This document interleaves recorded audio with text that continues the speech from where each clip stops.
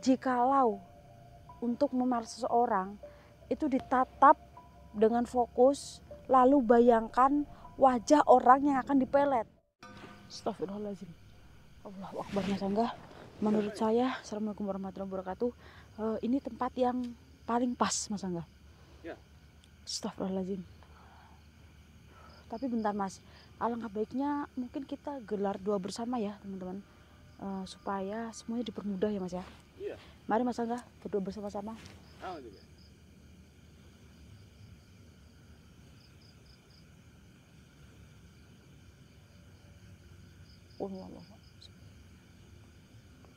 Bismillahirrahmanirrahim. Amin. Baik teman-teman, jadi malam hari ini saya dengan Mas Angga buru-buru banget ya Mas ya. Iya. Karena memang mumpung ini gak hujan ya Mas ya. Betul. Biasa kan dari kemarin hujan ya Mas ya.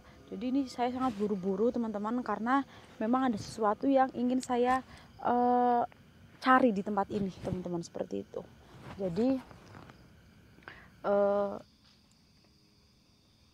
sebentar Mas Angga. Iya, Mas. Astagfirullahaladzim.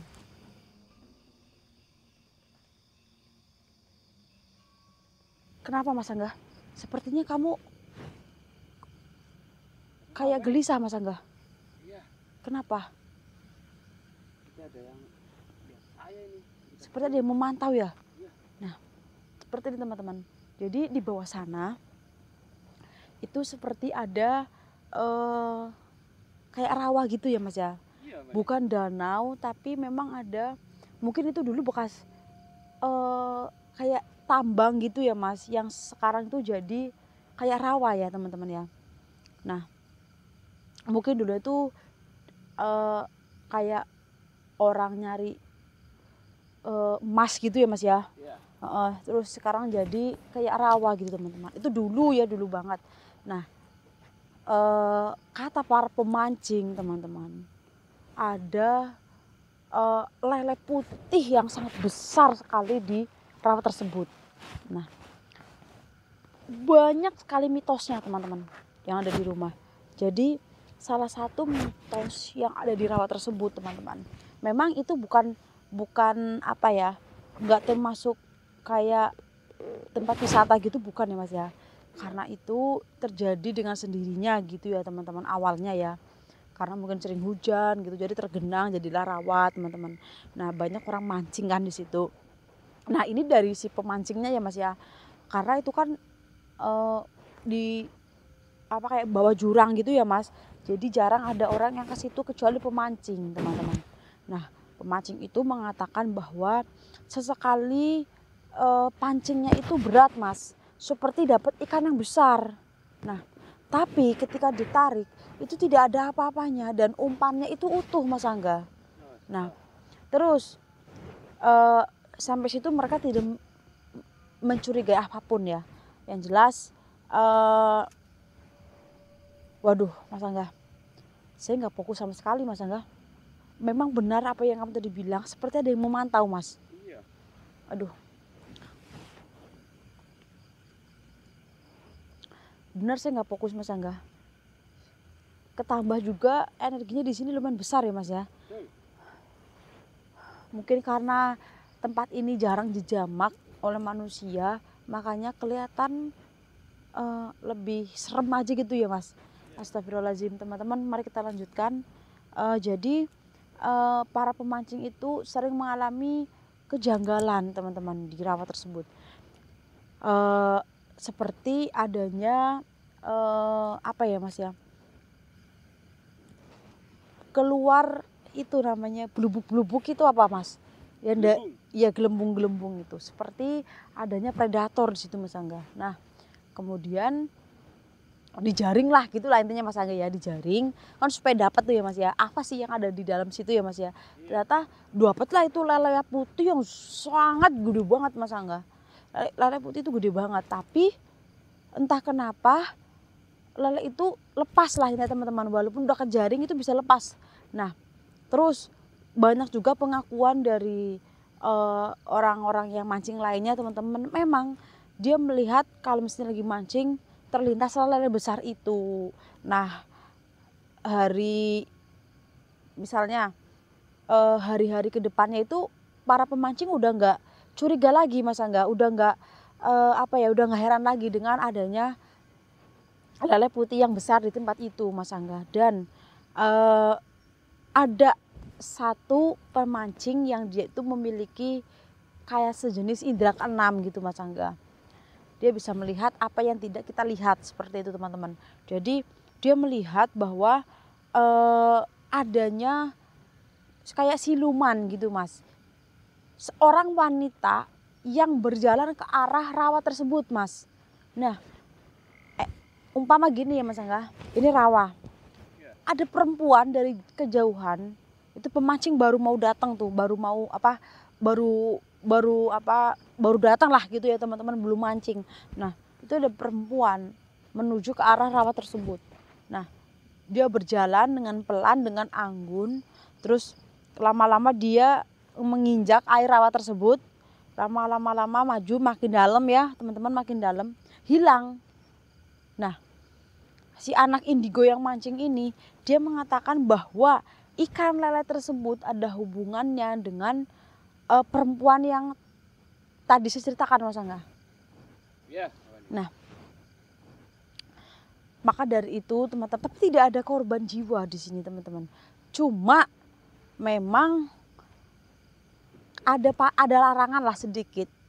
Apapun ikan yang menurut kita asing, yang menurut kita itu nggak lazim, atau kita belum pernah melihatnya sebelum mancing di situ, itu nggak boleh diambil Mas Angga. Misal nih, kayak ada belut putih yang kita tidak pernah lihat dimanapun sampai detik ini, jangan diambil Mas Angga di rawa itu.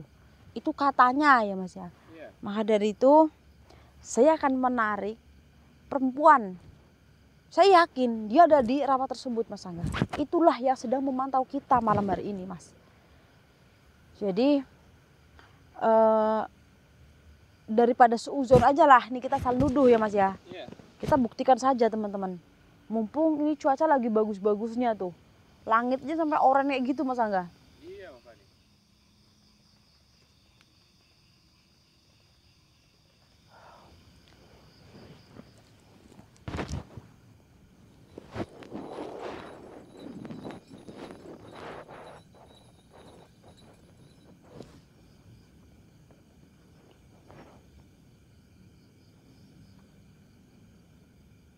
Astagfirullahaladzim. Astagfirullahaladzim Mas.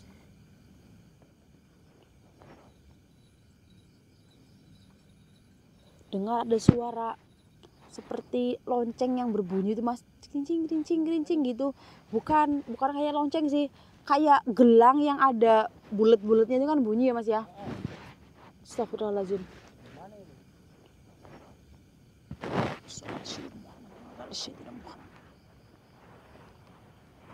Allahu Akbar. Dengar suaranya Mas. Wahai putri yang berasal dari rawa tersebut, hadirlah di hadapanku. Bismillahirrahmanirrahim.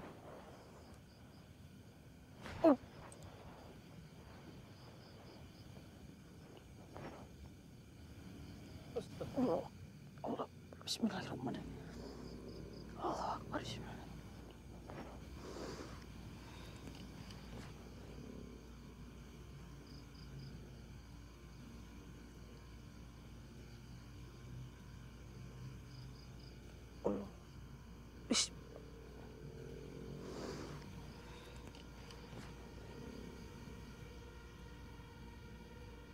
Asyhadu an la ilaha illallah wa asyhadu anna Muhammadan.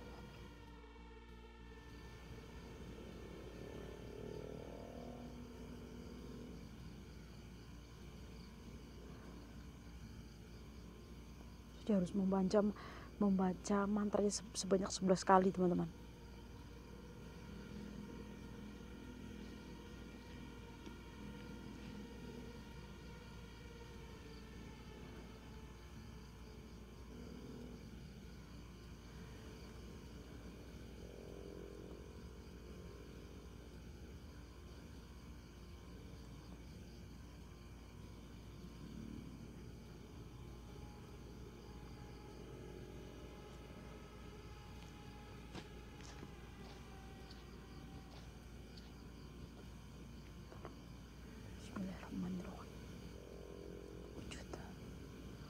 wujud. Oh wujud, Allah Akbar. Astagfirullahaladzim. Allah Akbar. Ternyata putri merah Mas Angga. Astagfirullahaladzim. Allahu Akbar. Assalamualaikum. Dia tidak menjawab salam saya, tapi dia berucap, untuk apa kau memanggilku? Astagfirullahaladzim. Baik.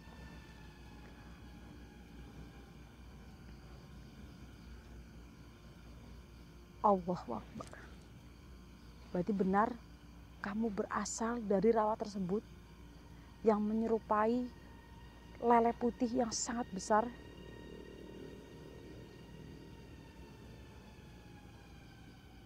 Astaghfirullahaladzim.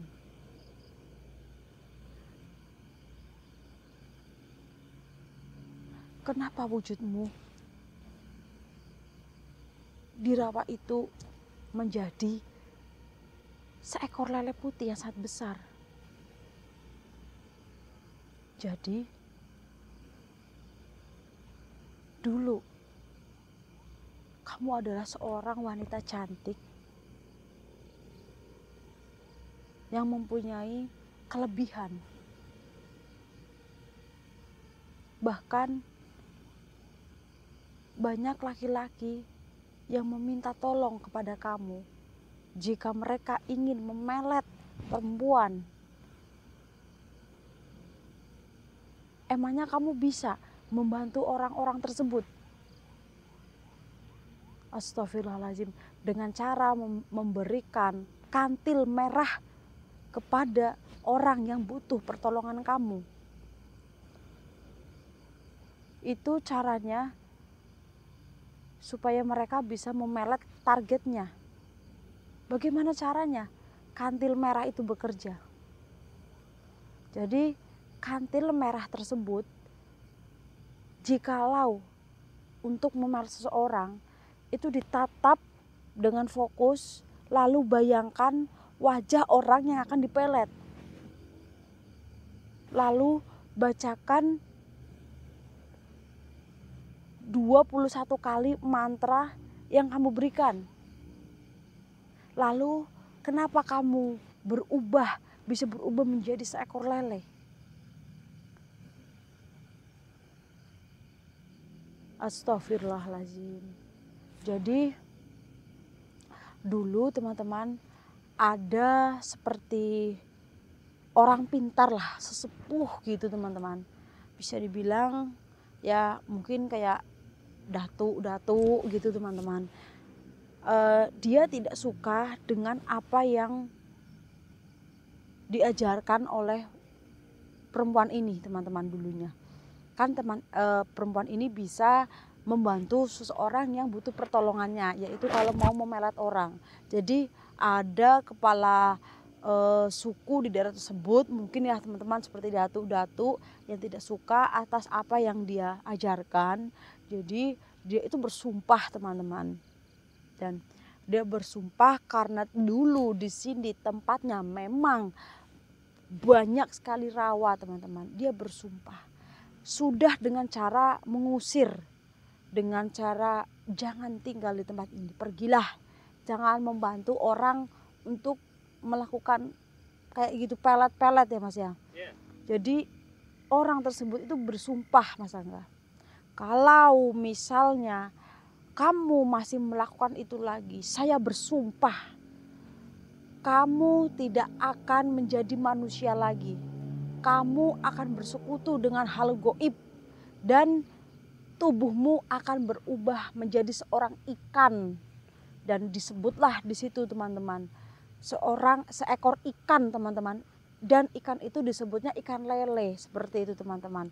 Nah, ketika dia itu bersumpah teman-teman, petir tuh langsung datang Mas, gemuruh angin yang sangat kencang, petir di mana-mana teman-teman. Nah, dia berubah menjadi seperti ini, seperti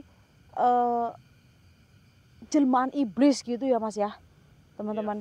Dan dia berubah menjadi ikan lele yang sangat besar karena sumpah dari kepala suku tersebut, kepala dusun, kepala suku yang dituakan di desa tersebut, teman-teman.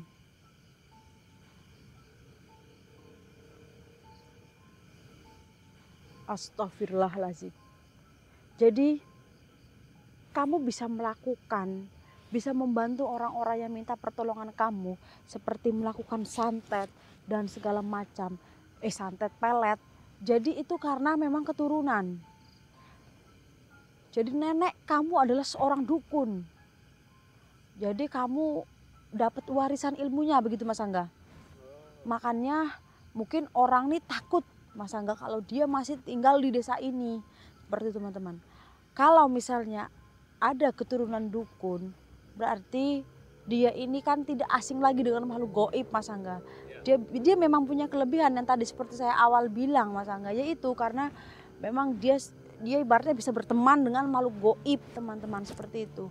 Jadilah dia seperti ini Mas. Tapi ini bisa disebut seperti siluman ya teman-teman ya, karena kan dia bisa berubah menjadi itu siluman ikan lele yang besar tuh tadi saya bilang yang putih Mas Angga. Memang itu gede banget Mas katanya. Pernah itu tertangkap di kamera cuma nggak begitu jelas. Astagfirullahaladzim. Makanya kamu tinggal di desa rawa tersebut. Kenapa kok setelah menjadi makhluk seperti ini, bukan ikan, kamu berwarna merah semua kayak gini, berpakaian merah semua? Astagfirullahaladzim. Jadi karena apa ya teman-teman, karena bunga kantil yang merah itu loh Mas, kan dia kalau membantu orang mau misalnya ada orang minta tolong mau melet pacarnya gitu ya teman-teman ya, misal, nah dia kan kasih bunga kantil merah teman-teman. Makanya intinya dia tuh identik berpakaian merah ya karena bunga kantil merah tersebut. Intinya seperti itu teman-teman, ada hubungannya dengan bunga kantil merah tersebut. Tapi mungkin kalau diurut-urutkan masih banyak cerita terdahulunya gitu ya Mas ya. Baik, karena memang kamu di sini tidak mengganggu, cuma mungkin hanya menampakkan sesekali saja, maka kembalilah ke asalmu selagi itu tidak mengganggu. Cuma saya di sini hanya menguak saja. Sebenarnya siapa sosok dari seekor ikan lele putih besar di rawa tersebut? Ternyata kamu, Putri Merah. Astagfirullahaladzim. Kembalilah. Kembalilah. Astagfirullahaladzim Mas Angga. Allahu Akbar. Astagfirullahaladzim. Teman-teman, setelah saya tadi agak sedikit terawang ya, memang dia keturunan dari dukun teman-teman. Makanya dia punya ilmu untuk bisa membantu seseorang yang butuh pertolongannya, seperti melet gitu ya Mas ya. Ya dengan kembang kantil merah tersebut. Dan kembang kantil merah tersebut teman-teman, itu tidak tumbuh sembarangan. Dia hanya tumbuh di belakang di desa ini ya teman-teman ya. Mungkin 1001. Dia hanya tumbuh di perkarangan perempuan yang tadi di sini Mas Angga, dulunya gitu teman-teman. Ya mungkin saja dia beridentik warna merah pakaiannya ya karena bunga kantil tersebut Mas Angga. Dia tumbuh di belakang rumah orang tuanya, seperti itu Mas dulu-dulunya. Baik Mas Angga, lain waktu kita akan survei ke rawa tersebut Mas ya. Supaya teman-teman bisa lihat bagaimana kondisi rawa tersebut. Nah, karena tadi dia tidak mengganggu ya teman-teman ya. Maksudnya dari cerita para pemancing dia kan tidak mengganggu, hanya ya mungkin suara-suara aja lah gitu ya Mas ya. Ya biasalah, nggak yang menelan korban gitu teman-teman. Makanya saya tadi suruh dia kembali ke asalnya. Baik teman-teman, terungkaplah sudah tentang ikan lele besar yang ada di dasar rawa tersebut teman-teman yang berwarna putih. Ternyata dia bisa berubah menjadi putri merah teman-teman. Mungkin kayaknya ini mau hujan nih Mas. Yeah. Saya tutup dulu penelusurannya malam hari ini. Kurang lebih mohon maaf. Saya Vandra Madani dan Mas Angga pamit undur diri. Assalamualaikum warahmatullahi wabarakatuh. Kita lewat aja mas, gak apa-apa. Iya, iya. Gak apa-apa, itu kan jalannya udah dikasih itu mas.